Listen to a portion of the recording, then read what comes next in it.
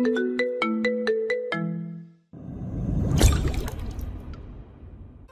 ঋদু, আজকে অনেক দিন পর ছেলেটা বাড়ি আসবে, কোনো রকম দুষ্টুমি করতে জানি আমি না দেখি। এহ, আমার বয়ে গেছে দুষ্টুমি করতে, তাও আবার তোমার ছেলের সামনে। আমি নিতান্তই একটা অতি ভদ্র মেয়ে, তুমি আমাকে এই কথা মনে বলতে পারলে না। মেয়েকে চোখ রাঙালেন ফারিয়া এহসান। মেয়ের ওপর তারা বেজায় বিরক্তি। এইরকম এক ডিঙ্গি তার গর্ভ থেকে যে কেমনে হলো এটাই ভেবে পায় না সে। সারাটা দিন মেয়ের পিছনে তার চলে যায়। কখনকার মুরগি চুরি করে এনে জলাভাতি করতেছে, তো কখনো গ্রামের এক ছেলের বংশে বাতি নিভিয়ে দেওয়ার পায়তারা করতেছে। আবার বাপ চাচাগুলাকে এই ব্যাপারে কিছু বলাই যায় না। তাদের মেয়ে যাই করুক ভালোই করতেছে। যেমন কালকেরই ঘটনা, হাকিম মিয়া বিচার নিয়ে আসলো। ভাইজান, আপনার বাড়ির ছোট মাইয়া আমার পোলার ভবিষ্যৎ বাতি নিভাইয়া দিছে। আমার পোলাটার এখন বিয়া শাদিও হয় নাই, এখন আমি কি করতাম? এই কথা বলে আহাজারি করছে। কোথায় মেয়ের বড় বাবা এইটার বিচার করবে? উল্টা তিনি বলেন, শোনো হাকিম, তোমার ছেলে হচ্ছে আস্তারা লম্পট। শুক্রিয়া করো, আমার মেয়ে খালি ভবিষ্যৎ নষ্ট করেছে, দুনিয়া থেকে গায়েব করে ফেলে নাই। হাকিম মিয়া তো মুখ কাচুমচু করে বের হয়ে গেলেন এই কথা শুনে।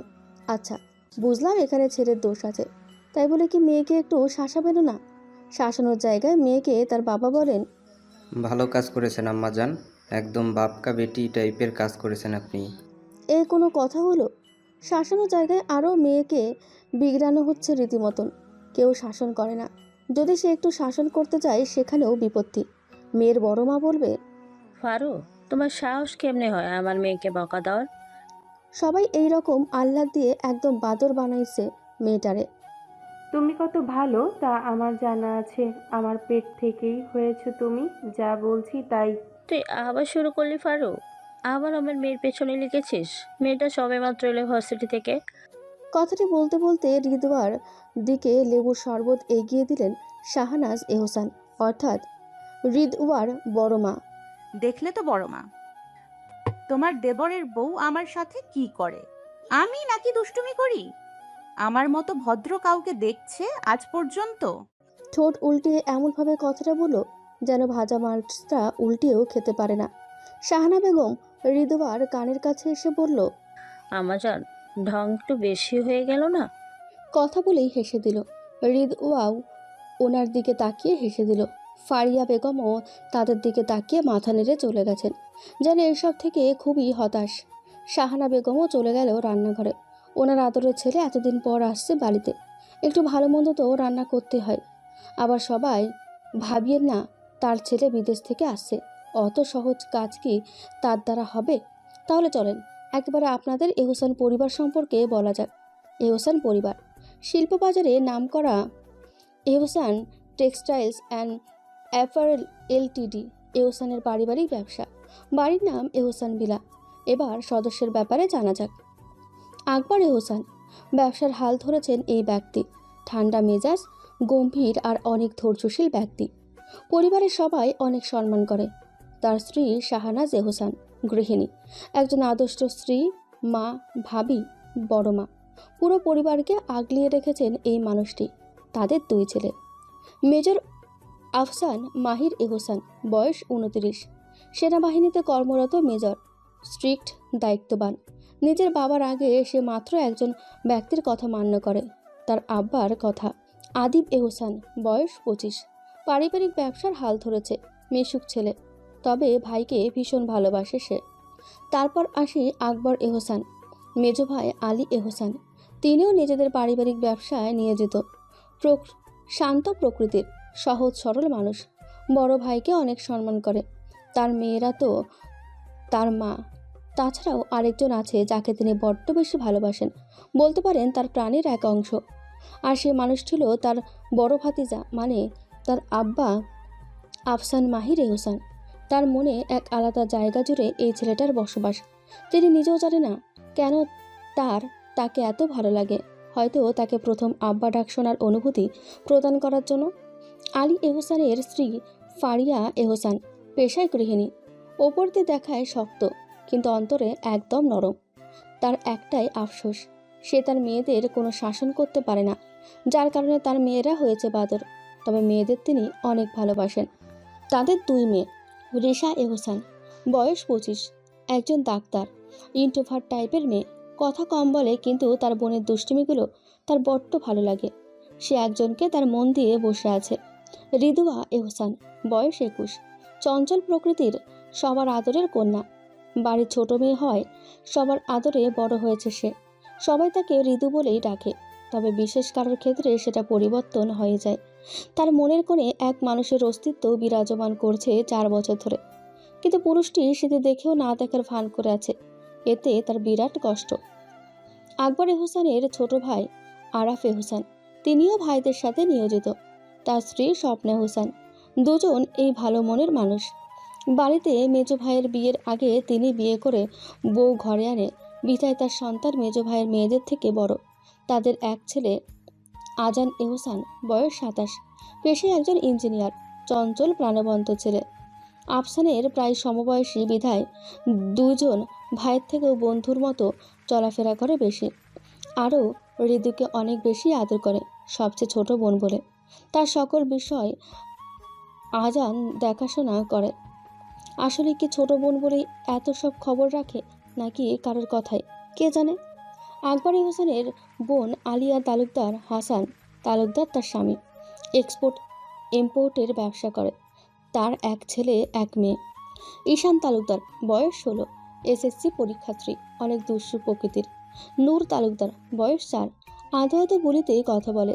আরও মানুষ আছে, তবে আস্তে আস্তে তাদের পরিচয় জানা যাবে। রিদওয়ারের ভাবনাচ্ছেদ হয় পরিচিত সেই জিপের আওয়াজে। এসেছে বাড়ির বড় এবং আদরের সন্তান মেজর আফসান মাহির এহসান। বড় মা এবং মা এগিয়ে আসে তাদের ছেলেকে দেখতে রান্নাঘর থেকে। জিপ থেকে নেমে তার মা আর মামুনিকে সালাম করে তাদেরকে নিজের বুকে আগলে নেয়। তারাও শান্তভাবে তার বুকে আশ্রয় নেয়। আয়ান ঘর থেকে বের হয়ে তাদের দিকে এগিয়ে আসলে সে মা আর বড় মাকে বুক থেকে সরিয়ে তার প্রাণপ্রিয় ভাইয়ের সাথে কুশলাদি বিনিময় করে সোফায় বসে। রিদুয়া এখনও সোফার এক কোণে বসে, সে যেন নড়তে পারছে না। আজব ব্যাপার হচ্ছে, যেখানে তার মা এই কাঁদল না, সেখানে তার কান্না আসছে। তাকে সালাম দিল নিম্নস্বরে, সেও তার প্রত্যুত্তর করল। রিদওয়া কি বলবে ভেবে পেল না। সে আরও কিছু বলার আগেই মা ডাক দিল রান্নাঘর থেকে। মার কাছে গেলে সে হাতে শরবত আর ঠান্ডা পানি ধরিয়ে দিয়ে বলে, আব্বা জানকে দিয়ে আয় যা। রিদওয়াও বিনা বাক্যে সেটি নিয়ে নেয় এবং তার গিয়ে রিদওয়ার মায়ের আব্বাজানকে দিয়ে দেয়। সে সেটি গ্রহণ করে খেয়ে আবার তা ফেরত দেয়। রিদওয়া ট্রে রাখতে যেতেই শুনতে পায় তার বলা কথা, মা আমি রুমে গেলাম, আধা ঘন্টা পর আমার রুমে কফি পাঠিয়ে দিও, লাঞ্চের তো এখনো অনেক সময়। বলেই ওপরে চলে গেল। রিদওয়াও আর কিছু না বলে মা বড় মার সাথে হাতে হাতে কাজ করতে লাগলো। রান্না প্রায় শেষ পর্যায়ে। বড় মা ফ্রেশ হতে চলে গেলেন, তাই বড় মা যাওয়ার আগে রিদওয়াকে কফি বানাতে বলল। রিদওয়া তাও আবার তার জন্য। দেখা যাবে আর সে কফি নিয়ে গেলে সেটা আবার তার গায়ে না ফেলে দেয়। তার মনে আছে 2 বছর আগেও যখন এসেছিল, তখন কাপ আছাড় মেরেছিল রিদওয়া বানিয়েছিল বলে, কিন্তু কোনো উপায় তো নাই তাছাড়া। কফি বানিয়ে তার রুমে নিয়ে গেল। গোছানো একটা রুম, আসবাবপত্র থেকে শুরু করে বিছানা চাদর পর্যন্ত সাদা। তার তো প্রিয় রং এটা, তাই। অবশ্য সে আসার কথা জানার পর রিদওয়া নিজেই ঘরটা পরিষ্কার করেছিল। বড় মার আদেশ ছিল বটে। বাথরুম থেকে পানি পড়ার শব্দ, তার মানে সে গোসল করছে। থাক, এখন রেখে চলে যাওয়া যাবে। বের হয়ে খাবে নে। কফির মগটা রেখে যেই রুম থেকে বের হব, অমনি খট করে দরজা খুলে গেল এবং একটি কণ্ঠ কানে আসলো, আমার রুমে কি করছিলি? আমি কিছুটা অপ্রস্তুত হয়ে পড়লাম। তার দিকে না ফিরেই কাপা কাপা গলায় বললাম, কফি দিতে আসছিলাম। বড় মা ফ্রেশ হতে গিয়েছে আর কলি আজকে আসেনি। একদম সব বললাম। আমি কি এত কিছু জিজ্ঞাসা করেছি? আর এত অপ্রস্তুত হওয়ার মতো তো কিছু দেখছি না, উল্টো দিকে ফিরে আছিস কেন? উফফ, কি জ্বালা। আরে ভাই, তোর দিকে না ফিরেও গোলা শুকাইয়া আসতাছে, আর তোর দিকে তাকাইয়া কথা কইলে তো মনে হয় আমি অক্কাই পাইয়া যামু। ধুর বেডা। তার দিকে ফিরে দেখল আফসান শুধু একটা ট্রাউজার পরে হাতে কফি মগ নিয়ে দাঁড়িয়ে আছে। আর্মিতে হওয়ার কারণে মাশাল্লাহ একখান বডি বানাইছে। দৃষ্টি নত রেখে বলল, আসলে মাহির ভাই, রুমে যাচ্ছিলাম। চোখের দিকে তাকিয়ে কথা বল রিদ। আমি কি নিচে যে ওখানের দিকে তাকিয়ে আছো? তার গম্ভীর কণ্ঠস্বর। তার দিকে তাকিয়ে রিদুয়া দেখল সে ভ্রু কুচকে রিদুয়ার দিকে তাকিয়ে আছে। কফিটা কি তুই বানিয়েছিস রিদ? ইস, পেটের ভিতরে প্রজাপতিরা মনে হয় যুদ্ধ করছে। লোকটা এত সুন্দর করে কেন রিড ডাকে? কিন্তু কফির ব্যাপারে কি বলবো? যদি বলি আমি বানিয়েছি না, বর্মা বানিয়েছে, তার দিকে তাকিয়ে জবাব দিলাম। সে আমার দিকে তাকিয়ে হালকা মুচকি হেসে বলে উঠল, আসলেই তোর চোখ আর কফির টেস্ট তো অন্য কথা বলছে রিদ। তুই বড্ড কাঁচা মিথ্যা বলিস। সবাই না ধরতে পারলেও আমি তো ধরতে পারবো রিদ। রিদুয়া কিছু প্রত্যুত্তর করার আগেই আজানের আওয়াজ। আজানের গলা শুনে রিদুয়া ভেবাচেকা খেয়ে আফসান থেকে একটু দূরে সরে গেল। মাহির ভাই এমন করে আজান ভাইয়ের দিকে তাকিয়ে আছে যেন আজান তার পাকা ধানে মই দিয়েছে, যেন কোনো গুরুত্বপূর্ণ কাজে এই ব্যাঘাত সৃষ্টি করেছে। তার দিকে তাকিয়ে যে বেড থেকে টি শার্ট নিয়ে গায়ে জড়িয়ে নেয়। এদিকে বেচারা আজান তো হতভম্ব হয়ে দাঁড়িয়ে আছে, ভাবতেছে আর ধ্যাত, সবসময় রং এন্ট্রি নেয়। কি সুন্দর পোলাটা রোমান্স করতেছিল, আর আমি কিনা নিজের দুর্গন্ধযুক্ত হাত ঢুকাইয়া দিলাম। না ভাই, আমারও বা দোষ কি? আমি কি জানতাম নাকি যে এই পোলা আসার লগে লগে শুরু করে দিব? দেখো এখন কেমন করে চাইয়া আছে, যেন আমি হের রোমান্সের মাঝে আইছি। আরে ভাই, তুই কেন দরজা খোলা অবস্থায় এই বেডির সামনে খালি গায়ে থাকবি? তোরে কি সরকারের টাকা দেয় না জামা কেনার জন্য? তাকাইয়া যেন আমরা খাইয়া ফেলাইব। লজ্জা শরম কিছু নাই। আরে ভাই, আমি তোর না হওয়া সম্বন্ধী। রিদুয়া আজানের দিকে তাকিয়ে রুম থেকে বের হয়ে গেল। রুমে গিয়ে দরজার সাথে হেলান দিয়ে দাঁড়িয়ে করিয়ে জোরে শ্বাস নিয়ে নিজেকে শান্ত করলো। কি ভাবলো আজান ভাইয়া? লোকটার এত কাছে আসার কি দরকার ছিল? উফাফ, অস্থির অস্থির লাগছে, গোসল করতে হবে বোধ হয়। আজান আফসানের দিকে তাকিয়ে আচমকা হেসে দেয়। খাটে বসে গেল হাসতে হাসতে। অতঃপর শান্ত কণ্ঠে বলল, কি যেন বলে, তার নাকি আমার বোনের প্রতি একটুও ভালোবাসা তো দূর, ভালো লাগাও নেই। তাহলে সে কেন আমার ছোট বোনটার সাথে এত সিনিমিনি খেলছে? তোর ছোট বোন এক নম্বরের গাধা। কফিতে চুমুক দিতে দিতেই বলে, কফি পুরো ঠান্ডা হয়ে গেছে, তাও ফেলতে মন চাচ্ছে না। সে তুমি গাধা বলো আর যাই বলো, বোন আমার পরি একখান। নাইলে কি এমপির পোলা এরকম পিছনে পড়ে? খালি ওই রিক্সার জন্য আটকাই আছে। পোলাটা রাজরানী কইরা রাখবো, কইছে আমাগো রাজকুমারী রে। মনের মাধুরী মিশিয়ে দুষ্টু হেসে শয়তানি বুদ্ধি প্রয়োগ করলো আজান। কিন্তু প্রতিবারের ন্যায় এবারও সে নির্বাক। এই পোলারারে সে 28 বছর ধইরা চেনে, কিন্তু আজ পর্যন্ত পোলার মনের কথা ধরতে পারে না সে। আফসান টেবিলের ড্রয়ার খুলে তার থেকে বাইকের চাবি নিয়ে আজানকে জিজ্ঞাসা করলো, বাইকে তেল আছে না? আছে, কিন্তু এখন কই যাবি? মাত্রই তো আসলি। দেখি আশেপাশের কি অবস্থা, এলাকার রাজার সাথে দেখা সাক্ষাৎ করে আসি। এই বলে আফসান চলে গেল। আর আজান ভ্যাবলার মতন চেয়ে আছে ওর গমন পথে। মানে কি? রাজা কই থেকে আসলো এই যুগে? কি কয় এই পোলা? এদিকে রিদুয়া মাত্র গোসল থেকে বের হয়ে ব্যালকনিতে এসে দাঁড়ালো। দেখলো আফসান বাইক নিয়ে বেরোচ্ছে। মানুষটাকে দেখলেই একটা গান কানে বাজে, বিন্দু আমি, তুমি আমায় ঘিরে, বৃত্তের ভেতর শুধু তুমি আছো, মাতাল আমি, দেখো তোমার প্রেমে, অর্থহীন সবই যে প্রেম লাগে। রিদুয়া চলে গেল সেই অতীতের পাতায়, যে অতীতে সে সিদ্ধান্ত নিয়েছিল নিজের অনুভূতি আর প্রকাশ করবে না। ফ্ল্যাশব্যাক, সাল 2021। আজ থেকে প্রায় 4 বছর আগের কথা। চরম শীতে জর্জরিত শান্তিনগরের মানুষ। এবার শীত বেশিই পড়ল মনে হয়। এই শীতকে পরোয়া না করে এহসান ভিলার রান্নাঘরে কাজ চলছে পুরো দম ভাবে। বাড়ির বড় ছেলে আফসান মাহির এহসান আর্মিতে জয়েন হওয়ার পর বাড়ি ফিরল বৈকি। সে আশাতে এক অষ্টাদশী রমণীর মনে ধুকপুক। সে জানে না এই মানুষটাকে সে কখন থেকে ভালোবাসা শুরু করেছে, কিন্তু যখন থেকে বুঝেছে ভালোবাসা, তখন থেকে তার এক নাম, আফসান মাহির এহসান, তার মাহির ভাই। গত 1 বছর সে মানুষটাকে দেখার জন্য অনেক ছটফট করেছে, কিন্তু পাষাণ মানব তার সাথে কথা পর্যন্ত বলেনি। বাড়ির কেউ যদি বলতো ধর ঋতুর সাথে কথা বল, তখনই তার কাজ পড়ে যেত। আজ সে মানব বাড়ি আসছে। অষ্টাদশী ঠিক করে রেখেছে সে তার মনে সব অভিমান ঝরবে তারপর। আগে তো এরকম করতো না তার মাহির ভাই। আদিব ভাইয়া থেকেও তাকে বেশি কাছে রাখতো। আদিবের সাথে এখন হৃদয়ের যে সম্পর্ক তার থেকেও গভীর ছিল তাদের সম্পর্ক। তাহলে কেন লোকটা তার সাথে এই জুলুমি করতেছে? সন্ধ্যা, চারিদিকে নিস্তব্ধতা। তার এই মাঝে বাড়ির সামনের থেকে আসে জিপের আওয়াজ, জানান দিচ্ছে তাদের বহুল আকাঙ্ক্ষিত মানুষের আগমনী বার্তা। বাড়ির সবাই বাড়িতে হওয়ার দরুন সবাই যায় বাড়ির মূল ফটকে মানুষটিকে দেখতে। মানুষটি গাড়ি থেকে নেমে পরনে তার আর্মির জামা, মাথায় ক্যাপ। আর্মিদের ভঙ্গিতে সামনে এসে মাথার ক্যাপটা খুলে বগলের সাহায্যে চেপে ধরে এবং স্যালুট জানায় তার আব্বাকে, অর্থাৎ আলী হোসেনকে। তার কারণ আফসানকে বাড়ির কেউ এই পেশায় দিতে চাননি। কেই বা চাইবে ছেলে তাদের সাজানো ব্যবসা ছেড়ে জীবন নিয়ে খেলার মতন পেশায়? সবাই তার বিরুদ্ধে গেলেও এই মানুষটা তার সাথে ছিল। আর্থিকভাবে মানসিকভাবে এই মানুষ যা ছিল। এদিকে আফসানের আচমকা স্যালুট দেওয়ায় আলী হোসেন আবেগী হয়ে পড়ে।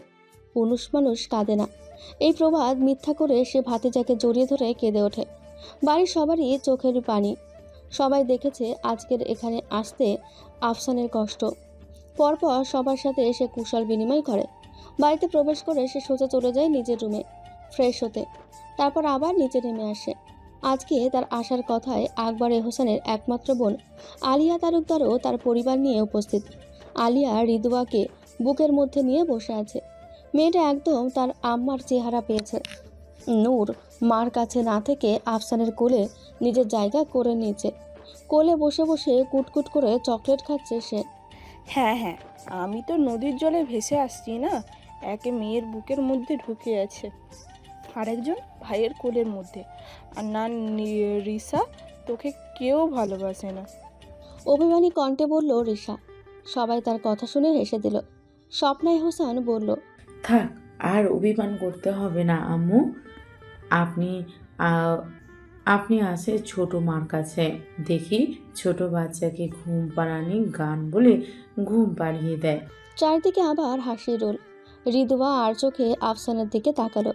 মানুষটা নূরের সাথে অনেক ব্যস্ত, কখনো তার মাথায় বিলি কাটছে তো কখনো গালে চুমু এঁকে দিচ্ছে।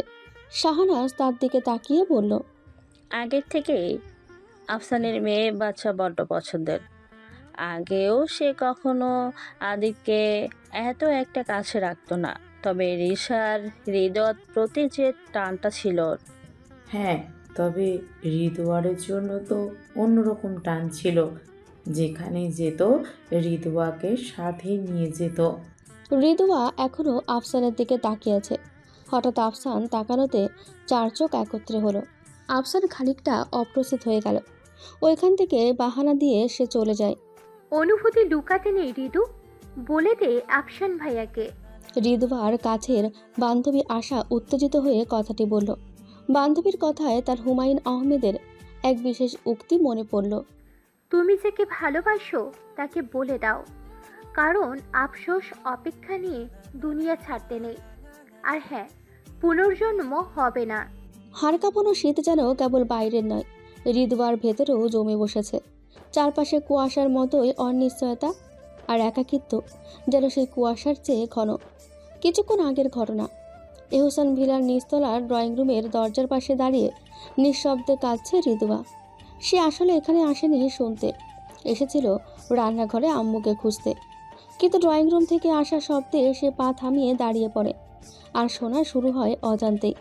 আলী আকবর বলল, মাহিরের বয়স তো প্রায় 25 হয়ে গেল, এখন তো ওর সংসার শুরু করাটাই স্বাভাবিক। আদিবের বান্ধবীর সাথে আছে না শৈলী, শান্তশিষ্ট শিক্ষিতা, মাহিবের সঙ্গে বেশ মানিয়ে যাবে। শাহানাজ হোসেন খুশি হয়ে বলে উঠল, মেয়েটা তো দারুণ, আবার আমাদের এলাকার মধ্যেই সংসারটা গোছায় যাবে।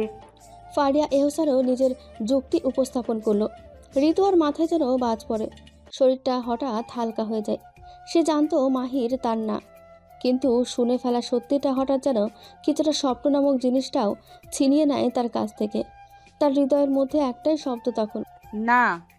সে নিজেই জানতো না সে এতটা ভয় পায় হারাতে, এতটা ভালোবাসে।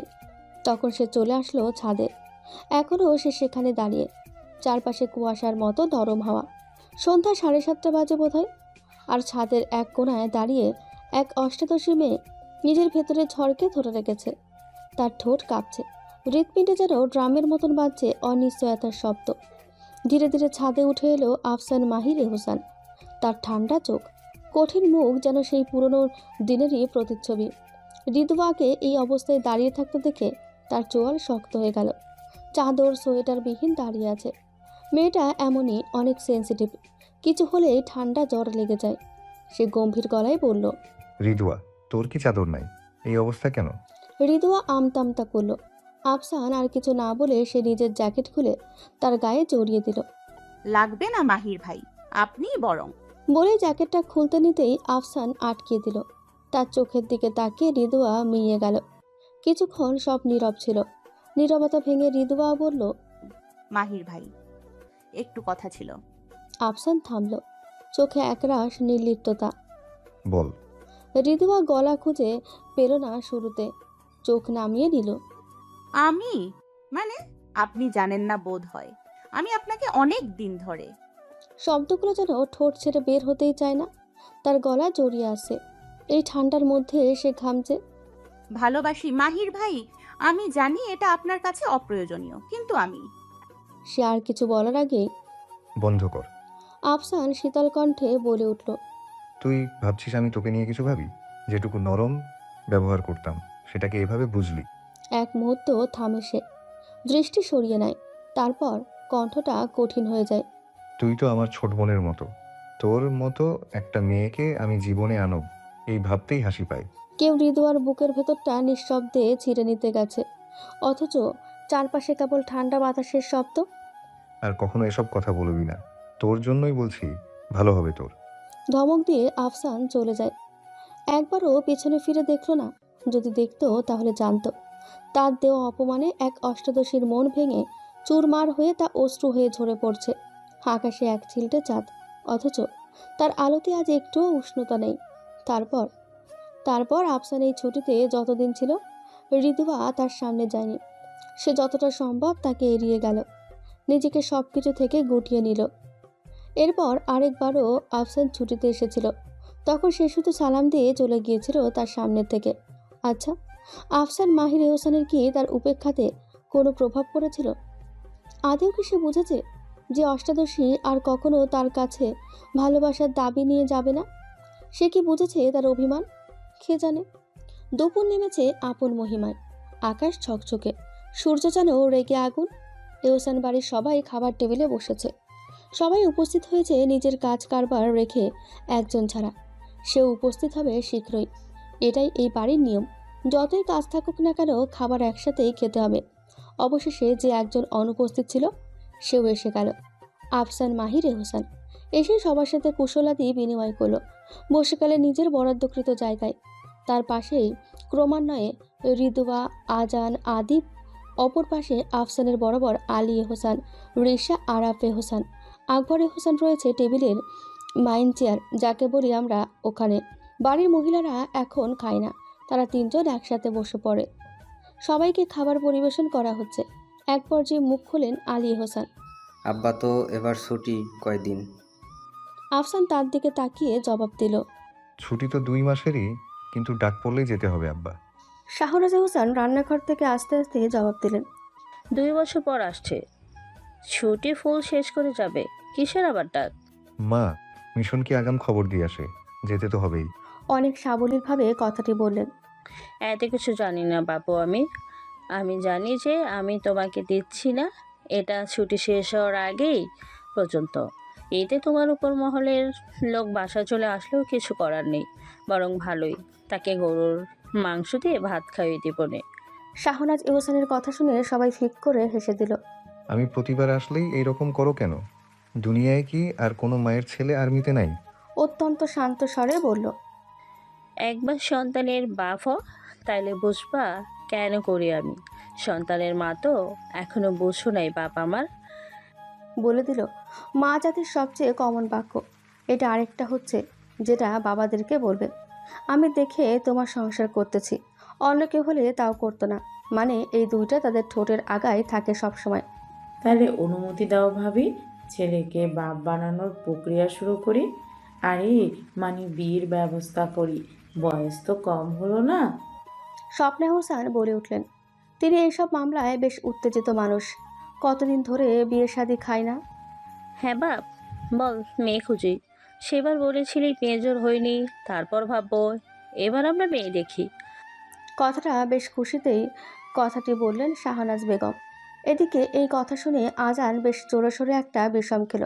এতক্ষণ যাবৎ রিশা নীরব ভূমিকা পালন করছিল। বিয়ের কথা উঠতে সেও উৎসুক জনতার মতন চেয়ে আছে। কি বলতে চাই আফসান ভাই? আর রিদুয়া আজানের দিকে পানি বাড়িয়ে দিয়ে চুপচাপ খাওয়ায় মনোযোগ দিল। এতে আজান আর আদিব বিস্মিত।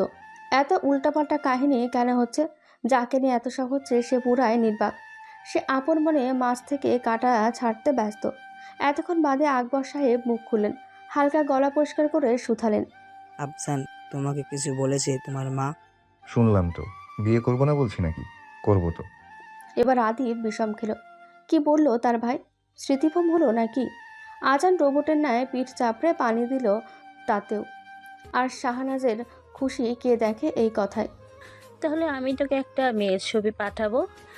আদিবের বান্ধবী শৈলী, ডাক্তার মেয়ে, সুন্দরও বটে। খুশিতে কত হয়ে সে চলে গেল।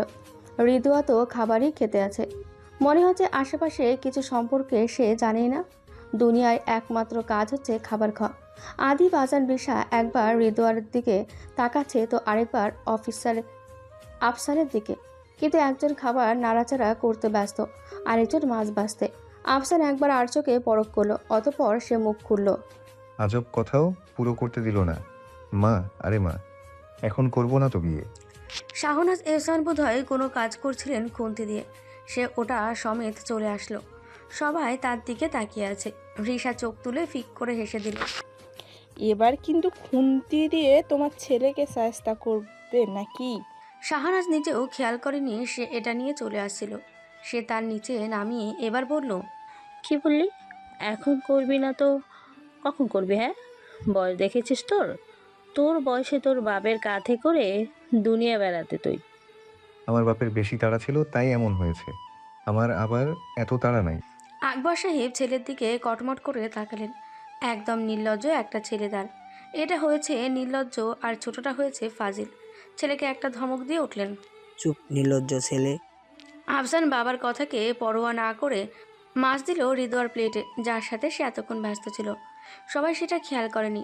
রিদোয়া ওটা নিয়ে কিছু বলেনি, কারণ আফসান বলে দিয়েছিল সে যা করে তা কেবল তার বোন হিসেবেই করে। তারপর বলল, আর শুনো, আদিবের বান্ধবী হচ্ছে একটা ঝামেলা। কেন জেনে বুঝে নিজের সংসারে ঝামেলা আনবা? তুমি একলাই তো ইনাফ। কথা বলেই সে চলে গেল। সবাই হতভম্ব হয়ে সব শুনল। মিনিট খানেক পর আরাফ এহসান হো হো করে হেসে দিল। যোগ দিল বাকি সবাইও। তোমরা হাসছো? ছেলে আমাকে ঝামেলা করেছে। আমি কি ঝামেলা করি তার সাথে? এই দিন দেখার জন্য এটাকে আমার পেটে ধরেছিলাম। বাইরে সূর্য ডুবে গেছে। এহসান ভিলার ড্রয়িং এরিয়ার মাঝে সাজানো হয়েছে সন্ধ্যার চা। টেবিলে মুড়ি, পেঁয়াজু, সিঙ্গারা আর ধোয়া ওঠা চা। রিশা বলল, এই বিকেলের বাতাস, এক কাপ চা, এই দুটো থাকলে জীবনে আর কিচ্ছু চাই না। আজান তার কথায় প্রত্যুত্তরে বলল, রিক্সা, তুই তো এই ডায়লগ রোজ দেস। আজানের বাচ্চা, তোকে কয়বার মানা করছি? হ্যাঁ, আমাকে রিক্সা বলবি না। রিশা ক্ষিপ্ত হয়ে বলে, 100 বার বলবো, 1000 বার বলবো, কারণ তোর নাম রিক্সাই। তোকে কয়বার বলবো যে আমাকে তুই করে বলবি না? আমি তোর থেকে গুনে গুনে 4 বছরের বড়। রিদুয়া চুপচাপ বসে হাতে চা আর তাদের কাণ্ড কারখানা দেখছে। এমনিতে সে একদমই চুপচাপ থাকতে পারে না, তবে আজ কেন জানি শরীর খারাপ করছে, ক্লান্তি অনেক। তার ঠিক বিপরীতে আফসান চা হাতে জানালার ধারে দাঁড়িয়ে বাইরে তাকিয়ে আছে। এই সময় দরজার পাশে স্যান্ডেল খুলতে খুলতে আরাফ এহসান ঢুকলো। আরাফ সোফায় এসে বলল, আল্লাহ, এক গ্লাস পানি দে তো কেউ, মরা গরম। আর কাণ্ড দেখছো আজ? আলী এহসান চোখ বড় বড় করে বলল। কি হয়েছে? আরাফ পানি খেতে খেতে বলল, এই দুপুরে বাজার সাইডে গেছিলাম, দেখি হট্টগোল, লোকজনের দৌড়াদৌড়ি। শুনি মাছ বাজারে ডাকাত হানা। কি কি সাহস দেখি দুপুরবেলায়? শাহানাজ বিস্মিত হয়ে বলল। ডাকাত দুপুরে? পুলিশ? আরাফ প্রত্যুত্তর করল। হ্যাঁ, এমপির সেলের সেই পিটান দিছে বলে পুলিশ আসে নাই তখনও। পোলাই বলে মহিলা কলেজের সামনে দাঁড়াইয়া মাইয়াদের ডিস্টার্ব করত। তারপর শুনি কেউ একজন নাকি বাইক থামাইয়া ওদেরকে এমন পেটাইছে হাত পা ভাঙ্গা গেছে। আমি ঘটনাস্থল পার হইতেই লোকজন বলতেছিল, ভাই সিনেমার মতো মার খাইছে। আজান চোখ তুলে আফসানের দিকে তাকায়। সে জানে এই পোলায় কোনো কিছু করছে। সেই তো দুপুরে কইছিল এমপির পোলাটার কথা। বিয়ের জন্য সম্বন্ধ পাঠাইলে কি হাত পা ভাঙ্গা দিতে হইব। কিন্তু আফসান পুরোই নির্বাক, যেন সে কিছু জানি না। আপন মনে খাচ্ছে। হালকা ঠোঁট বাঁকা হাসি হাসল, আবার তাৎক্ষণিক তা গায়েব। তবে হাসলো বা কেন? আকাশে তারার ঝলমল, পূর্ণ চাঁদের রাত আজকে। সারাদিন তীব্র তাপদাহ সহ্য করে অবশেষে দেখা মিলল এক প্রশান্তিময় বাতাসে। ছাদের কিনারায় দাঁড়িয়ে এক মনে তাকিয়ে আছে চাঁদের দিকে রিদুয়া। তার রাতের বেলা চাঁদ দেখতে বড্ড ভালো লাগে, তবে সচরাচর দেখা হয় না। গ্রামে একে গভীর রাতে বলা চলে। এহসান বাড়ির সবাই ঘুমিয়ে কাদা। আজান, আদিব ও আফসান বের হয়েছে বন্ধুদের সাথে দেখা করতে, এখনও ফেরেনি। রিদুয়া ফোন নিয়ে আদিবকে ফোন দিল। 4 নাম্বার রিংয়ের সময় ধরল। সালাম দেওয়ার পর জিজ্ঞাসা করল, কিরে বোন, এখনো ঘুমাসনি? রিদুয়া এত শব্দের মাঝেও একটা মেয়ের গলা শুনল বোধহয়। রিদুয়া খানিকটা রয়ে শুয়ে জবাব দিল, তোমরা কখন আসবা ভাইয়া? আদিবের কাছে বরাবরই তার বোনও আহ্লাদি। আফসান আজান কড়া করে কথা বলতে পারলেও সে পারে না। এই তো বোন, চলে আসবো। তোর অপেক্ষা করতে হবে না, ঘুমিয়ে যা। হুম। রিদুয়া বলবে না করে বলে দিল, মাহির ভাই তোমার সাথে? এতক্ষণে আদিব বুঝলো তার বোনের ফোন দেওয়ার কারণ। ভাইয়ের খবর নিতেই কল দিয়েছে সে। হ্যাঁ আছে। কেন, কিছু লাগবে? ওর কাছে দিব ফোন। রিদুয়া খানিক ভরকে গেল। সে কি বলবে? না ভাইয়া, আরেকটা কথা, তোমাদের সাথে কি এখন শৈলী আপু আছে? আদিব একটু মুচকি হাসলো। সে জানে তার বোন কেন এসব জিজ্ঞাসা করছে, তাই জানানোর জন্য বলল, হ্যাঁ আছে তো, ফ্রেন্ডের মধ্যেও থাকবে না? রিদুয়ার মন খারাপ হলো। উদাসীন ভঙ্গিতে, আচ্ছা ভাইয়া রাখি, জলদি চলে এসো, আল্লাহ হাফেজ বলে সে ফোন রেখে দিল, আদিবকে কিছু বলার সুযোগ না দিয়ে। সে আবার মনোযোগ দিল চাঁদ দেখা। এদিকে আদিব ফোনের দিকে এক পলক তাকিয়ে ভাইয়ের দিকে তাকালো। ভাই তার বন্ধুদের সাথে কথা বলতে ব্যস্ত। সে উঠে আজানকে ফিসফিসিয়ে বলল, ভাই আগুন মনে হয় লেগে গেছে। আজান সন্দিহান দৃষ্টিতে আদিবের দিকে তাকালো। তা দেখে আদিব সব বলল। আজান সব শুনে হেসে ফেলল। তার পিচ্চি বোনটা তার ভাইকে অনেক কাটাবে। সে আফসানের উদ্দেশ্যে বলল, কি রে ভাই, বাড়ি যাবি না? আমাদের জন্য তো কেউ অপেক্ষা করার মতো নেই, আপনার জন্য তো আছে। আফসান ভ্রুকুচকে আজানের দিকে তাকালো। আফসানের বন্ধু সামির তাকে খোঁচা দিয়ে বলল, আসলেই তো, আমরা তো ভুলেই গেছিলাম, কারোর জন্য তো আবার তার হৃদয়মুখী অপেক্ষা করে।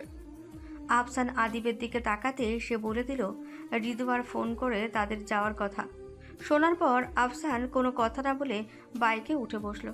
সবাই যেন তাতে ইঙ্গিত পেল। সামির, সাদমান ও মৌমিতা বিদায় নিয়ে নিল তাদের থেকে। এরপর এহসানও ভাই ছুটল বাড়ির উদ্দেশ্যে। পরপর বাইকের শব্দে রিদুয়ার ঘোর কাটল। সে তাকিয়ে দেখতে পেল 3 এহসানের প্রবেশ। আফসানের কল আসায় সে দাঁড়িয়ে কল অ্যাটেন্ড করলো। রিদুয়া আফসানের দিক থেকে নজর ফিরিয়ে আবার চাঁদের দিকে তাকালো আর আপন মনেই গেয়ে উঠল, এই পাঁজর ভরা ভালোবাসা, দুহাত ধরে নাও, এই আদো আলো আদো ছায়া, দু চোখ ভরে নাও। হঠাৎ রিদুয়ার মনে হলো তার পিছনে এসে কেউ দাঁড়িয়েছে। তার নিঃশ্বাস অনেক চেনা, তার পারফিউমের সৌরভ অনেক চেনা। সে জানে মানুষটিকে। এই রাতে বেলা এখানে দাঁড়িয়ে থেকে কি ভূত পেতনিদের গান শোনানো হচ্ছে? ভূত পেত বলে কিছু হয় না মাহির ভাই, রিদুয়া এসবে ভয় পায় না। আচ্ছা তাই নাকি?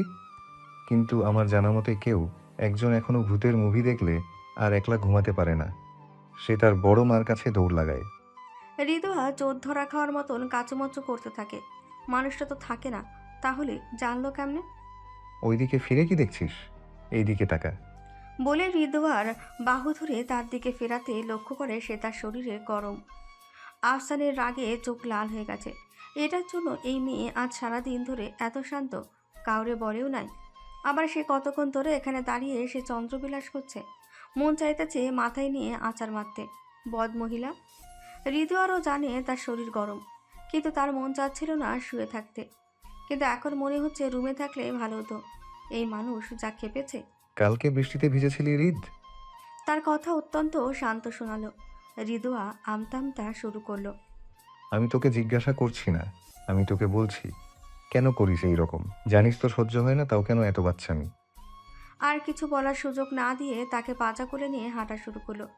এই মেয়েটাকে তো তার মন চাই দুনিয়া থেকে গায়েব করে দিতে। এত জ্বালায় মেয়েটা তারে, কিন্তু কিছু করতে পারে না। এদিকে আকস্মিক কোলে নেওয়া হৃদোয়া ঘাবড়ে যায়। যে আফসানের গলা জড়িয়ে ধরে ছটফট করে নামার জন্য। ছটফটানি দেখে আফসান আর শক্ত করে ধরে থাকে। মেয়েটা তাকে বহুত জ্বালাচ্ছে। সোজা তাকে হৃদোয়ার রুম নিয়ে বিছানায় শুইয়ে দেয়। সেও চুপচাপ শুয়ে পড়ে। জ্বর মনে হয় বেড়েছে।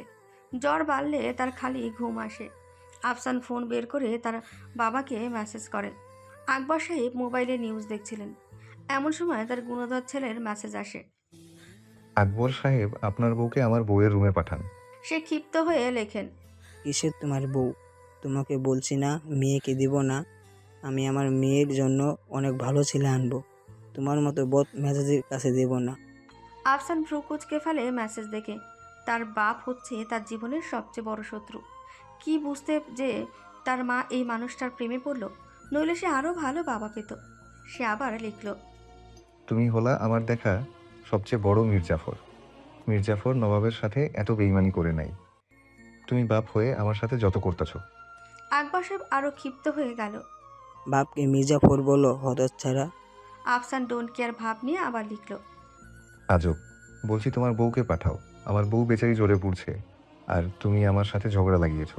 এবার আকবর শান্ত হলেন এবং লিখলেন, সে কথা তুমি আমাকে বলেছো, এতক্ষণ ধরে উল্টাপাল্টা কথা বলছো। পাঠাচ্ছি, বেশি হলে আমাকে ডাক দিও। কেন আপনাকে কেন ডাক দিব? আমি একলাই এনাফ। হতচ্ছাড়া। তুমি পারি শুধু এসব বলতে? তো তোমার সাথে কি আলাপ করব আমি? আর তুমি ওর কাছে কি করছো? দূরে থাকো আমার মেয়ের থেকে তুমি। তোমার মা যাচ্ছে। ওকে বলে ফোন আবার পকেটে রেখে দিল আফসান। তার বাবাকে রাগাতে তার বড্ড ভালো লাগে। রুমে আলো জ্বলছে। হৃদোয়া চোখ বন্ধ করে শুয়ে আছে। পাশে তার বড় মা শাহানা জেহুসান তার কপালে হাত রেখে তাপ দেখছেন। একটু কমেছে মনে হয়। নরম গলায় বললেন উনি। আফসান চুপচাপ চেয়ারে বসে আছে। মাঝে মধ্যে চোখ চলে যাচ্ছে তার দিকে। একটু আগেও যেভাবে কোলে করে নিয়ে এলো, তখনও মাথা আগুন ছিল। মা, তুমি ওষুধ দাও তো। দিয়েছি, এখন একটু ঘুমালে জটা কমবে। শাহনাজ বেগম বললেন। হৃদোয়া চোখ মেলে তাকালো। দুর্বল চোখ দুটো সোজা গিয়ে থামে আফসানের চোখে। একটু পর শাহনাজ এহসান বললেন, তুই এখন যা, রুমে গিয়ে একটু বিশ্রাম নে, আমি আছি এখানে। আফসান উঠে দাঁড়ালো। শেষবারের মতো তাকালো হৃদোয়ার দিকে। কপালে চুল সরিয়ে দিতে গিয়েও নিজেকে থামিয়ে দিল। ঘুমাস ঠিক মতো? শুধু এটুকুই বলল। কিন্তু তার হৃদোয়া শুনল না। সে ততক্ষণে ঘুমিয়ে তলিয়ে গিয়েছে। আফসান নিজের রুমে এসে ঘর অন্ধকার করে বিছানায় শুয়েছে। তবুও ঘুম আসছে না। শরীর বিছানায়, মন পড়ে আছে পাশের রুমে। বারবার মনে পড়ছে সে গান গাওয়া কণ্ঠস্বর, সে অসহায়ভাবে তাকানো চোখ দুটো। সে উঠে দরজার দিকে হেঁটে যায়, আবার ফিরে আসে। জানালার পর্দা সরিয়ে চাঁদের আলো দেখে। তবুও একটা অস্থিরতা বুকের মধ্যে ঠাঁই জমে আছে। এই মেয়েটা কেন এমন করে? সবসময় তাকে জ্বালিয়ে মারে। নিজের মনে গুনগুন করে। রাতটা কেটে গেছে নিঃশব্দে। সকালের আলো উকি দিয়েছে জানালা দিয়ে। স্নিগ্ধ সুন্দর প্রশান্তিময় আবহাওয়া। জ্বর কমেছে বাড়ির ছোট কন্যার। না কমে উপায় যে আছে। মধ্যরাতে শাহানাজ যাবার পর ভোরের দিকে যখন আবার জ্বর বাড়ে, তখন কেউ একজন যে তার শিয়রে বসে তার সেবায় নিয়োজিত ছিল। এত যত্ন করে সেবা করলে জ্বরবাবু যাবে না তো কি করবে? সকালে সবাই খাবার টেবিলে উপস্থিত হলেও একজন মানুষ হতে পারেনি। হবেও বা কেমনে? সে যে ঘুমোরই একটু আগে। সবাই জানে যে বাড়ির বড় ছেলে কখনো নিয়ম ভঙ্গ করে না। আর্মিতে আছে কিনা, নিয়ম ভঙ্গ তো তার চোখের বিষ। তবে আজ যেহেতু ওঠেনি, তবে নির্ঘাত ছেলে কোনো কারণে ব্যস্ত ছিল। একজন বিরাট করে দেখতে চাচ্ছে তার শখের পুরুষকে। তার ছোট মন যে বিশাল আঁকুবাকু করছে এক নজর দেখার জন্য। সবে মাত্র তার জ্বর ছেড়েছে, এতেই তার চঞ্চলতা ফিরে এসেছে। এহসান পুরুষরা নাস্তা সেরে বের হয়ে যায় নিজেদের কর্মস্থলে এবং গৃহিণীরা ব্যস্ত হয়ে যায় পরে রান্নার ঘরে। কাউকে না দেখে মেয়েটি সিদ্ধান্ত নেয় সে এই ছোট জীবনে একটা ভয়ঙ্কর পদক্ষেপ নেবে। তার প্রেমিক পুরুষকে এক নজর দেখে আসবে। আগে কত শত যেত সে মাহির ভাইয়ের রুম যখন সে ঘুমিয়ে থাকতো, কিন্তু বদলোক তাতে বিঘ্ন ঘটিয়েছে। সেও 4 বছর আগে ওই দিনটিতে শপথ করেছিল সে নিজের কোনো অনুভূতি দেখাবে না এই বদলোকটাকে, আরও কখনো প্রেম নিবেদন নিয়ে যাবে না তার কাছে। এতে যদি সে ধুকে ধুকে মরেও যায় তাও চলবে। তবে বেঈমান মন কথা বলে, প্রতিবার লোকটা আসলে তার আশেপাশে থাকতে চায়। শত শাসালেও তো আমলে নেয় না সে। এসব ভাবনার মাঝে সে পাষাণ পুরুষটির রুমের সামনে চলে আসে। আলতো স্পর্শ করতেই বুঝতে পারে দরজাটি খোলা। সে রুমে প্রবেশ করতেই দেখতে পায় মানুষটি ঘুমিয়ে আছে উপর হয়ে একদম বিছানার মাঝখানে। রিদওয়া আস্তে আস্তে চলে যায় তার সামনে গিয়ে হাঁটু গেড়ে বসে দেখতে শুরু করে পাষাণ পুরুষটিকে। কত সময় চলে গেছে সে জানে না। হঠাৎ তার মনে একটা সুপ্ত বাসনা জাগলো আফসানকে ছুঁয়ে দেখার। সে তার তর্জনী আলতো করে স্পর্শ করলো আফসানের নাকে, তারপর তার 2 চোখে, গালে, তারপর হালকা করে ঠোঁটে স্পর্শ করলো।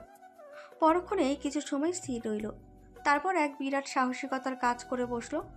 আফসানের ললাটে নিজের অধরে স্পর্শ ঘটালো। এতে যেন বাঁধল বিপত্তি। আফসান হালকা নড়ে উঠল, তাই রিদওয়া দ্রুতগতিতে পদত্যাগ করলো সেই স্থান। টের পেল কি? আরে, রিদওয়ার দ্বারা কি কোনো কাজ ভালোভাবে সম্ভব? ধপাস করে পড়ে গেল নিজের রুমে যাওয়ার সময়। পড়লো তো পড়লো একেবারে রিশার সামনে। রিশা তো হতভম্ব হয়ে মাটিতে পড়ে বোনকে দেখল। তারপর দম ফাটানো হাসি হাসল সে। তার 21 বছরের বোন নাকি এখনও যেখানে সেখানে উষ্টা খায়। হাসতে হাসতে হাত দিল বোন রে। হৃদয় অভিমান করেছে, ধরবে না সে তার দির হাত। নিজেই উঠল, তারপর গটগট করে রুমের ভেতরে চলে গেল আর ঠাস করে রিশার মুখের ওপর দরজা লাগিয়ে দিল। রিশা তো হাসি থামিয়ে তাজ্জব হয়ে গেল, তারপর দুপাশে মাথা নাড়িয়ে চলে গেল।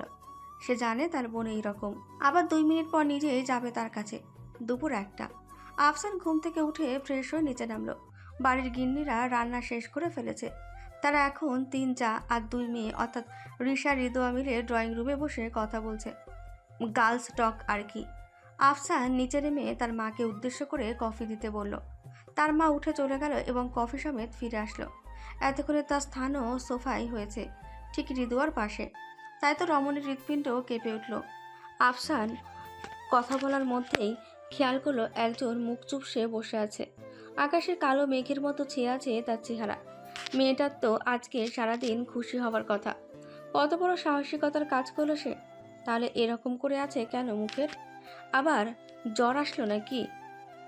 সে সবাইকে একবার পরখ করে নিল। সব মহিলারা কথা বলতে ব্যস্ত, তাই সে নিজের হাতটা রমণীর কপালে ছোঁয়ায়, তারপর গালে আর গলায়।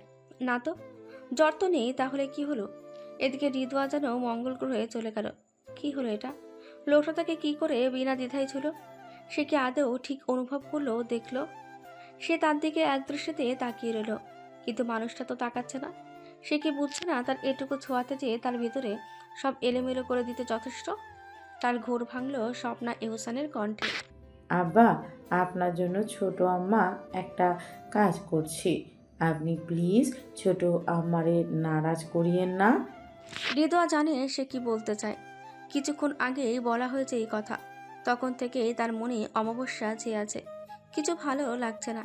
সে উঠে যেতে নিল, কিন্তু রিশা তাকে থামিয়ে দিল হাত ধরে। তার দিক কেন বুঝছে না? এখানে থাকলে তার ঠেলে ঠুলে কান্না আসবে। হৃদয় মেঝেতে নিজের দৃষ্টি রাখলো। কি এমন কাজ করেছেন যেখানে আমি আপনাকে নারাজও করতে পারি? শৈলীকে আপনার নাম্বার দিয়েছি আব্বা, এখনই বিয়ে হবে না আপনাদের, তবে একটু কথা বলেন, দুজন একজন আরেকজনের সাথে ফ্রি হন প্লিজ আব্বা, ছোট আম্মার কথা রাখেন। আফসান এতক্ষণে বুঝলো সব ঘটনা। রীতিমতন তার প্রেম জীবনের ওপর অত্যাচার চালাচ্ছে তার পরিবার। কোথায় নিজেরা একটু সাপোর্ট করবে, এসে বলবে বাপ আমি তোর বিয়ে ঠিক করছি তোর সুখের সাথে, তোর ওরেই বিয়ে করতে হবে। তা না কইরা তারা আরও সব বন্দোবস্ত করতেছে যাতে মেয়েটা তার থেকে দূরে সরে যায়। তার উপর আবার এই ইমোশনাল ব্ল্যাকমেল। এত প্লিজ প্লিজ করতে হবে না ছোট আম্মা, আমি তোমাকে নারাজ করব না। বাড়ির মহিলাদের মুখে হাসি ফুটে উঠল। রিসা আচমকা রিদুয়ার হাত ছেড়ে দিল। মেয়েটা আশা করেনি আফসান ভাইয়ের থেকে এই কথা। সে তো ভেবেছিল এক্ষুনি আফসান ভাই ছোটমার কথায় নারাজ হয়ে গম্ভীর স্বরে না করে দিবে। তাহলে কি সে ফুল দেখলো লোকটার চোখে? আসলে কি তার বোন অযোগ্য? আফসান কথা শুনে আর রিসার হাত ঢিলা হতে দেখে রিদুয়া তার ছেলের হাসি আসলো। সে তো জানতো এমনটা হওয়ার ছিল। তার দি অত্যন্ত সরল। রিদুয়া ছাড়া দুনিয়ার সব মেয়ে আফসানের জন্য যোগ্য। সে তো মেধাবী ছিলও না যে পাবলিকে চান্স পাবে। আর তাই ফারিদা এহসান খেপে মেয়েকে আর পড়াতেই চায়নি। তবে আলী এহসানের জন্য পড়তে পারল সে। সে তো পড়ে একটা প্রাইভেট ইউনিভার্সিটিতে। দেখতেও আহামরি সুন্দর নয়, গায়ের রং শ্যামবর্ণ, তবে উজ্জ্বল শ্যামবর্ণ, দেখতেও সুলকায়। তবে তার বাবা বলে সে নাকি দেখতে একদম তার দিদুনের মতন, মায়া মায়া চেহারা। তবে সে এত উড়ে না তার বাবার কথা শুনে। বাবারা তো মেয়েকে খুশি করতে এমন কথা বলে। হৃদয়ের মাথার কেশ আছে তার কোমর পর্যন্ত, তাই সে মনে করে তার কোনো যোগ্যতাও নেই। আর সেখানে শৈলী তো ইভালি মেডিকেলের ডাক্তার, একদম ছেলেদের ড্রিম গার্ল সে। উঁচু লম্বা ফর্সা, একদম পাকিস্তানি নায়িকাদের মতন। মাথার চুলও কত বড় বড় সোজা সোজা। একদম যোগ্যতা সম্পন্ন মেয়েকে কেন মানা করবে মাহির ভাই? এইসব ভেবে সে উঠে চলে যেতে নিলেই এবার তার মা ফারিয়া হোসেন আটকায় তাকে। এরা মা মেয়ে শুরু করলোটা কি? দুজন এই জানে আর মনের অবস্থা। তারপরও ফারিয়া বেগম মেয়ের চোখের দিকে তাকিয়ে হাত ছেড়ে দিল। এখানে আটকে রাখলে মেয়েটা নির্ঘাত কান্না করে দেবে, তার থেকে বরং যাক। রিদুয়া ঘরে গিয়ে আর কিছু ভাবতে চাইল না। দরজা আটকে রিসাকে মেসেজ করে জানিয়ে দিল সে দুপুরে খাবে না, ঘুম দেবে। তারপর একটা ঘুমের ওষুধ খেয়ে শুয়ে পড়ল। গত 4-5 বছর ধরে তার সাথী এই ওষুধ। 4 বছরের মধ্যে 6 মাস তার রাত ঘুম হতো না, খালি ছটফট করতো। তাই ডাক্তারের থেকে এই ওষুধ এনে দেয় ফারিয়া বেগম। তবে বলা হয়েছিল যাতে নিয়মিত না নেয়। তবে রিদুয়া কি তা শুনল? কি অবাক হচ্ছেন ফারিয়া বেগমের জানা নিয়ে? হ্যাঁ, ফারিয়া বেগমও জানে রিদুয়া যখন আফসানের প্রত্যাখ্যান পায় তারপর সে মন মরা হয়ে থাকতো, কথা বলতো না, এত একটা দুষ্টুমি করতো না। তাই একদিন ফারিয়া হোসেন তাকে চাপ দেয় সব বলার জন্য। রিদুয়ার না বলার অনেক চেষ্টা করে, তবে ফারিয়া বেগমের আদুরে গলায় সে ঝরঝর করে কান্না করে বলে দেয় নিজের মাকে তার প্রথম ভালোবাসার কথা, তার প্রথম প্রত্যাখ্যানের কথা। সেখানে রিসাও উপস্থিত ছিল। ফারিয়া বেগম মেয়েকে কিছু বলে না এ নিয়ে। তিনি অনেক ভালো করে জানে তার মেয়েদের। এরপর থেকে মেয়ে আফসানের কাছ থেকে দূরে চলে যাবে, যে এটা সে জানে। তবে আফসান চাইলে তার মেয়ে দিতে কোনো বাধা ছিল না। আফসান তো তারও আদরের বাচ্চা, তবে ছেলেটা তো চায় না। সেই থেকে রিসা এবং ফারিয়া বেগম জানে রিদুয়ার মনের খবর। বিকালের শেষ ভাগ, সূর্য আপন মহিমায় পৃথিবী থেকে বিদায় নিল। হৃদয়ের ঘুম ভাঙল মাত্র। বেশ কিছুক্ষণ ঘুম হলো, আসলে আরও হতো ঘুম, তবে বেশি ঘুমালে কিছুক্ষণ পর তাকে উঠাতে চলে আসবে বাড়ির সব। সে ফ্রেশ হয়ে নিচে নামলো। দেখলো ড্রয়িং রুমে একজন যুবক আর দুজন রমণী। তবে তার নজর কাড়ল খুব চেনা জানা এক রমণী, শৈলী। বাহ, দুপুরে কথা হলো, এর মধ্যে বাড়ি আসা শুরু হলো। তবে তার পাশে আর মানুষগুলোকে না, এরা তো আদি ভাইয়ের বন্ধু না, আর না মাহির ভাইয়ের। তাহলে তার পাশেই রিসা বসা, কথা বলছে তারা। তবে শৈলী মেয়েটা বড্ড মিশুক, ওই বললাম ড্রিম গার্ল। সবারই সাথে ভদ্র বিনয়ী। সে বাসায় আসলে ভালো আড্ডা জমাতে পারে। অন্যান্য সময় হলে রিদুয়া নিজেও যোগ দিত, তবে আজ তার মন সায় দেয় না। এর মধ্যে নূর কই থেকে দৌড়ে গিয়ে আফসানের কাছে গেল। এই মেয়েটা একদম তার নেওটা, সারাদিন খালি মিহির ভাইয়া মিহির ভাই, ঠিকমতো মাহিরও বলতে পারে না। রিদুয়ার হিংসা হয় মাঝে মধ্যে, কেন সে মাহির ডাকবে? এটা তো শুধুমাত্র সে ডাকতো। তবে এখন আর কিছু বলে না, করুক ভালো। আফসান এতক্ষণে রিদুয়ার দিকে তাকিয়েছিল, তা সে খেয়াল করেনি। একটা মানুষ ঘুমের থেকে উঠে আসলে কি করে এতটা স্নিগ্ধ লাগতে পারে? ফোলা ফোলা চোখ মুখ, এসব তাকে কত করে টানে তা কি এই মেয়ে জানে? জানে না। জানলে কখনোই তার সামনে এমনি আসতো না, উল্টো নিজেকে লজ্জাবতী গাছের ন্যায় মুড়িয়ে দিত। আজ দুপুরেও তো তার স্পর্শে মেয়েটার কম্পন সে অনুভব করেছিল। হৃদয় রান্নাঘরে চলে যায়, বড্ড ক্ষুধা পেয়েছে তার। তবে গিয়ে আর খাওয়া হলো না। সে রান্নাঘরে গিয়ে দেখলো বড় মা তার মা আলিয়া বেগম মিলে রান্নার কাজে ব্যস্ত। স্বপ্নাই হোসেন ডাক্তারের কাছে গেছেন, তার বলে দাঁতে ব্যথা, তবে এখন এত হন্তদন্ত হয়ে রান্নার কী দরকার তাই বুঝে পেল না রিদোয়া। তবে কিছুক্ষণের মধ্যে বুঝলো যখন তার বড় মা তাকে দেখে বলল, আরে ঋতু, যাক ভালো হয়েছে মা তুই উঠলি। দেখ না তোর মাহির ভাইয়ের কাজ, শৈলী আসবে যে তাকে জানিয়েছিল কিন্তু ছেলেটা বললই না। আবার তার কলিগও আসবে তাও জানালো না। আমি কি এমনি এমনি বলি বল আম্মাজান, একটু বড় মাছ হেল্প কর না। কেউ মনে হয় রিদোয়ার বুকে ছুরি চালাচ্ছে। ফারিয়া আহসান মেয়ের দিকে তাকালেন। সে তো মা, সে বোঝে তার মেয়ের অবস্থা। মেয়ে প্রকাশ না করলেও সে জানে মেয়ের মনের অবস্থা। তিনিও চান মেয়ের অস্থিরতা দূর করতে, তবে নিরুপায়। রিদোয়া নিজেকে ঝাঁতস্থ করে বলল, কি সাহায্য লাগবে বলো, আমি করে দিচ্ছি। শৈলী গতবার আসছিল আর তোর হাতের ক্ষীর অনেক পছন্দ করেছিল, ওটা একটু বানাতে পারবি মা? আচ্ছা, আমি বানাচ্ছি। এই বলে রিদোয়া ফ্রিজ থেকে দুধের প্যাকেট বের করে ভিজিয়ে রাখলো বরফ ছাড়ার জন্য। তার মাথা ঘোরাচ্ছে হঠাৎ হঠাৎ। সে সকালে খেয়েছিল, ভেবেছিল ঘুম থেকে উঠে খাবে, তবে এখন তো খাওয়ার ইচ্ছাও মারা গেল। রিদোয়া তার মা ফুপু চাচির কথোপকথন শুনতে লাগলো। কখন শৈলী আসলো, এসে থেকে কি কি করলো, মেয়েটা কত ভদ্র ইত্যাদি। রিদোয়া ভাবলো ক্ষীর তার চুলায় বসিয়ে দেবে, তাই সে পাতিল নিয়ে ক্ষীরটা বসাতে গিয়ে এই বাজলো বিপত্তি।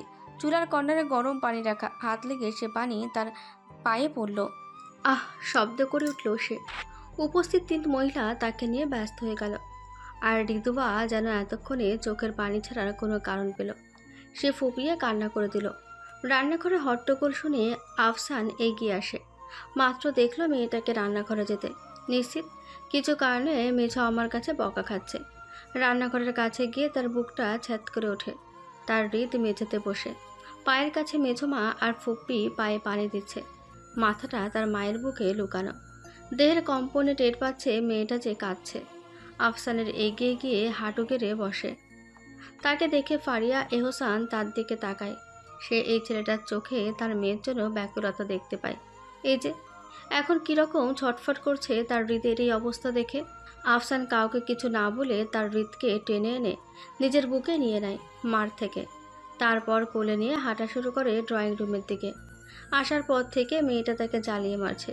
কে বলেছে তাকে রান্নাঘরে যেতে? আজকের থেকে বন্ধ তার রান্নাঘরে। দরকার নাই কারোর এই সব ছাই খাওয়ার। রিদোয়া কোনো রিয়াক্ট করতেই ভুলে গেছে। সে তো গরম পানির জ্বালা পোড়ার জন্য কান্না করেনি, যার জন্য করলো সে এখন তাকে দিব্যি কোলে নিয়ে হাঁটছে। ইতিমধ্যে আজান আর আদিব ও বাড়ি ফিরে এসেছে। তারা এসে শৈলীকে দেখে অবাক হলো। পরপর আরেক দৃশ্য দেখে পুরো পাগল হওয়ার জোগাড়। আফসান আর রিদোয়ার দিকে ড্রয়িং রুমের সবাই বিস্ময়ের দৃষ্টিতে তাকিয়ে আছে। রিদোয়াকে সোফায় বসিয়ে নিজে বসলো তার সামনে হাঁটু গেড়ে। রিদোয়ার পা নিজের উরুর ওপর রাখলো। এতে রিদোয়া নামাতে চাচ্ছিল, তবে আফসান চোখে যথেষ্ট ছিল তার নড়াচড়া বন্ধ করতে। রিশু, ফার্স্ট এইড বক্সটা নিয়ে আসতো জলদি। রিশা দৌড়ে কাবার থেকে বক্স আনলো এবং বলল, দেও ভাইয়া, আমি করি। এবার আফসান রিশার দিকে তাকালো। আফসানের চোখ লাল হয়ে আছে, যা দেখে রিশা শুকনো ঢোক গেলে তার হাতে বক্সটা দিয়ে দিল। এবার রিদোয়া মুখ খুলল। ভাইয়া দি করতে পার। আর কিছু বলার আগে আবার আফসান তার দিকে তাকালো শান্ত চোখে। তবে তার চোখ এখনও রক্তলাল। তার মন চাচ্ছে আছাড় মারতে। একে তো এত বড় কাণ্ড করলো, আবার তাকে কি মিষ্টি সুরে ভাইয়া ডাকছে। ভাই ডাকি সহ্য হয় না, আবার ভাইয়া। সে মনোযোগ দিল তার পায়ে। এদিকে শৈলী হতভম্ব। আফসানের মতো গম্ভীর রাগী মানুষের ছটফট দেখছে সে। এরকম মানুষ কি আদৌ খালি চাচাতো বোন দেখে এত যত্ন করছে, নাকি অন্য কিছু? শৈলীর বুক মোচড় দিয়ে উঠল। গত 2 বছরের ভালোবাসা আফসান তার। পারিবারিক দিক দিয়ে সব দেখছে, বিধায় সে আর আফসানকে কিছু জানায়নি। তবে সে আফসানের সাথে গত 2 বছর কম যোগাযোগ করার চেষ্টা করে। প্রতিবার আফসান আসলে সে আসে বাড়িতে, কিন্তু আফসান কখনো তার দিকে তেমন একটা খেয়াল করেনি। তাহলে হৃদয়ের প্রতি এত যত্ন শুধুমাত্র চাচাতো বোন দেখে? সাদমান আর মৌমিতা অবশ্য হতভম্ব আফসানের এই রূপ দেখে, কেননা তারা তো শুধুমাত্র রাগী গম্ভীর আর হিংস্র আফসান এহসানকেই দেখেছে, যে অন্যায়কারীর প্রতি কোনো সদয় আচরণ করে না। তবে হৃদয় আর মাহির ভাই তাদের কাছে একেবারে নতুন। তারা 3 জন সেই আর্মিতে জয়েনিংয়ের প্রথম থেকে একসাথে। আগে সবাই ছিল লেফটেন্যান্ট পদে, তবে আফসানের কাজের প্রতি নিষ্ঠা, সততা এবং বীরত্ব দেখে তার আজ পদ মেজরের। সাদমান হলো একজন ক্যাপ্টেন আর মৌমিতা হলো একজন লেফটেন্যান্ট। তারা এবং আরেকজন আছে যে হলো সাজ্জাদ, একসাথে থাকে সব মিশনে। এত বছর একসাথে থাকার সুবাদে অনেক সুন্দর একটা সম্পর্ক তাদের মধ্যে। যেহেতু পরিবার থেকে দূরে থাকে তাই তারাই পরিবার। তারা আফসানের সব ব্যাপারে অবগত, সব বলতে সব। পানি এত গরম না থাকায় পা পুড়ে না, তবে লাল হয়ে আছে, তাই আফসান বার্ন ক্রিম লাগিয়ে উঠে গেল। আফসান সাদমান এবং মৌমিতার সাথে সবার পরিচয় করিয়ে দিল। তারপর মায়ের দিকে তাকিয়ে বলল তারা আপাতত আফসানের রুমে যাচ্ছে, পরে খাবারের সময় আসবে। এই বলে সাদমান, মৌমিতা এমনকি শৈলীকে বলল তার রুমে আসতে। তারা যাওয়ার পরই আদিব তার বোনুর হাত ধরে তাকে রিশার রুমে রেখে আসলো। আপাতত দুই বোন একসাথে গল্প করুক, পরে আবার তার রুমে দিয়ে আসবে। তার ভাইটাও যে কি রান্নাঘর থেকে নিজে কোলে করে আনতে পারল, কিন্তু রুমে নিয়ে যাওয়ার জন্য তাকে ইশারা করলো। হঠাৎ মোবাইলের শব্দে রিশা আর রিদওয়ার কথাই বাধা পড়ল। রিশার ফোন বাজছে। সাজ্জাদ হোসেন কল করেছেন। সাজ্জাদ হলো রিশার বর। তাদের 2 বছর আগে বিয়ে ঠিক হয় পারিবারিকভাবে এবং আকথায়। সাজ্জাদ হোসেন একজন ডাক্তারের পাশাপাশি আফসানের বেস্ট ফ্রেন্ডও বটে। রিশার জায়গায় ফোনটা ধরল রিদওয়া। বলা বাহুল্য সাজ্জাদ অনেক রসিক মিশুক ছেলে, পুরোই আফসান বিপরীত। জান, এতক্ষণ কেন লাগে আপনার ফোন ধরতে? আমাকে পোড়াতে অনেক ভালো লাগে, তাই না? সাজ্জাদের কথা শুনে রিদওয়া মিটমিট করে হাসছে। আপনি কথা বলছেন না কেন জান? কারণ আমি আপনার জান বলছি না, ছোট বউ বলছি। সাজ্জাদ রিদওয়ার কণ্ঠ শুনে হতভম্ব হয়ে, তো আমার ছোট বউ তো আমাকে ভুলেই গেছে, একটু খোঁজ খবর নেয় না তার স্বামীর? তো স্বামীকে কি আমার খোঁজ নিয়েছে? সে তো রোগীর থেকে ছাড়ই পায় না। আজকে আসছি তো ছোট বউ, একটু স্বামীর খাতির যত্ন করার জন্য রেডি হন। সত্যি আমার জন্য কিন্তু অনেক কিছু আনবেন মাস্ট। এখন আমি যাই, সবাইকে খবর দিই। আপনি আপনার জানের সাথে কথা বলেন। আর কাউকে কিছু বলার সুযোগ না দিয়ে সে বের হয়ে যায় মা চাচিদের খবর দিতে। রিশা তার পাগল বোনের কাণ্ড থেকে হেসে ফোন কানে দিল। ওপাশ থেকে সাজ্জাদও হাসছে। গেল পাগলিটা। হ্যাঁ, সেই একটা দৌড় মেরেছে মাত্র। হঠাৎ অপর পাশে সব নিস্তব্ধ। জান, রিশার বুক ধুক করে ওঠে। কতদিন পর এই ডাক শুনল।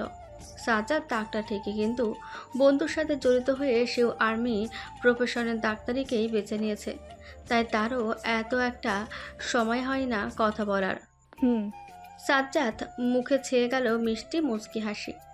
আসছি তো, শাড়ি কি পরা যাবে এই অধমের জন্য? তার এই রূপ কথায় রিশা মুখ লাজরাঙা হয়ে গেল। যাবে তো মনে হয়। সাজ্জাদকে আর কিছু বলার সুযোগ না দিয়ে সে খট করে কল কেটে বিছানায় ধপ করে বসে গেল। তার কল কাটা দেখে সাজ্জাদ শব্দ করে হেসে দিল। ঠিক এশার আজানের খবরের ঘটনা। গ্রামের মানুষ এই সময় সাধারণত খেয়ে শুয়ে পড়ে, তবে এহসান বিলার কথা আলাদা। সাজ্জাদ এসে পৌঁছেছে বাড়িতে। সেই থেকে রিশা একবারও নিচে নামেনি। সে শাড়ি পরে আছে ঠিকই, কিন্তু নামার সাহস পাচ্ছে না। শাড়িটা অবশ্য তার নয়, রিদওয়ার। অবাক করা ব্যাপার হলো এটা সত্যি যে আজান প্রতি মাসে কোথা থেকে যেন হৃদয়ের জন্য একটা শাড়ি নিয়ে আসে। জিজ্ঞেস করলে বলে সে নাকি কিনে এনেছে, কিন্তু সেটা আদৌ সম্ভব? কই, রিশাকে তো দেয় না, সেও তো বোন। প্রায় 3 বছর ধরে এই নিয়ম চলছে। হৃদয়ের শাড়ির কোনো অভাব নেই। এই জন্য মেয়েটা আবার শাড়ি পরতেও দারুণ ভালোবাসে। মন খারাপ থাকলে শাড়ি পরে সারা বাড়ি ঘুরে বেড়ায়, এরপর আর পরে না, যত্ন করে রেখে দেয়। রিশার রুমেই আপাতত রিদওয়া উপস্থিত। সাজ্জাদ এসেছে এটা সে জানে না। রিদি বোনের খাটে হাত পা ছড়িয়ে ঘুমোচ্ছে। কত করে বলা হয় যে ঘুমের ওষুধ নিস না, কিন্তু মেয়ে কি শোনে কারোর কথা? নির্ঘাত আজকে ওষুধ খেয়ে এমন অবস্থা। হঠাৎ দরজায় কড়া নাড়ায় তার ভাবনার ছেদ হয়। দরজার আওয়াজ শুনে রিদওয়াও ঘুম থেকে উঠে যায়। প্রথমত সে ভেবে পায় না সে আবার কেমনে ঘুমিয়ে গেল। আবার রিশার শাড়ি পরা অবস্থা দেখে তো তার চোখ দুটো বের হয়ে আসার উপক্রম। তার দিতেও শাড়ি পরে না তো আজ? কিছুক্ষণের মধ্যে তার মাথায় কাজ করে। সে মিটিমিটি হাসা শুরু করে। সে পুরো নিশ্চিত কড়ানাড়া ব্যক্তির সাজ্জাদ। এদিকে রিশা তো পুরো টমেটো হয়ে আছে। তার পাজি বোন তাকে লজ্জা দিচ্ছে। রিদওয়া আর কিছু না বলে ঘর থেকে বের হয়ে গেল। সময় কাটাক 2 টুনাটুনি। সে একটু হাওয়া বাতাস খাক। সে বের হওয়ার সাথে সাথেই মুখোমুখি হয় সাজ্জাদের সাথে। ছি স্বামী, আপনি আপনার ছোট বউয়ের সাথে না দেখা করেই বড় বউয়ের কাছে যাচ্ছেন। এই তো বড় বৈষম্য, আন্দোলন ডাকতে হবে। সাজ্জাদ তার কথাই হেসে দিল। আমি কি আমার ছোট বউয়ের কথা বলতে পারি? আমি তো আগেই ছোট বউয়ের কথা বলেছিলাম। রিদওয়া মেকি রাগ দেখিয়ে বলল। রাখো দেখি সেই রসিকতা, এইসব শুকনো কোথায় চিড়ে ভিজবে না। ছোট বউ আমার বড্ড পাষাণ, স্বামীর মন বোঝে না। সাজ্জাদের হাতের দিকে নজর পড়তে সে দেখলো নানা রকমের চিপস চকোলেট তার হাতে একটি ব্যাগে। সে তো সাজ্জাদের হাতের থেকে নিতে হবে, অমনি সাজ্জাদ হাত সরিয়ে নেয়। বুঝলো সে রাগ করেছে ছোট বউয়ের সাথে। আজব রাগ করে তো ছিল সে, এখন আবার এই লোক কেন রাগের নাটক করছে? বলুন জনাব, কি করতে হবে? বেশি কিছু না ছোট বউ, খালি বর বউকে একটু ছাদে পাঠানোর ব্যবস্থা করুন।